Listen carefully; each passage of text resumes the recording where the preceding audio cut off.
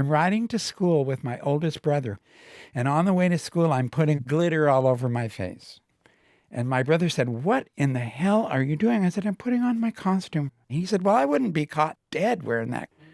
So he dropped me off at the school and he called my dad up and he said, "Dad, I think you better get up there. This is not going to look good."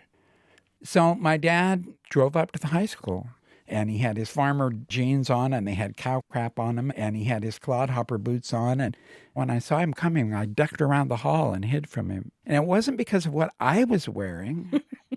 It was because of what he was wearing. So the assembly goes well, and I climb in the car, and I'm riding home with my father.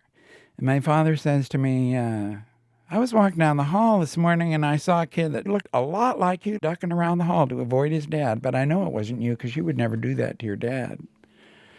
And I squirmed in my seat, and I finally busted out, and I said, "Well, Dad, did you have to wear your cow crap jeans to my assembly?" And he said, "Look, everybody knows I'm a dairy farmer. This is who I am." And he looked me square in the eye. And then he said, "Now, how about you? When you're a full-grown man, who are you going to go out with at night?"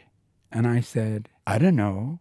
And he said, "I think you do know. And it's not going to be that McLaughlin girl that's been making goo-goo eyes at you, but you won't even pick up the damn telephone. And I'm going to tell you something today, and you might not know what to think of it now, but you're going to remember when you're an adult. Don't sneak, because if you sneak like you did today, it means you think you're doing the wrong thing. And if you run around and spending your whole life thinking that you're doing the wrong thing, then you'll ruin your immortal soul." And out of all the things a father in 1959 could have told his gay son, my father tells me to be proud of myself and not sneak. My reaction at the time was to get out in the hayfield and pretend like I was as much of a man as I could be. And I remember flipping 50-pound bales 3 feet up into the air going, "I'm not a queer. What's he talking about?" But he knew where I was headed.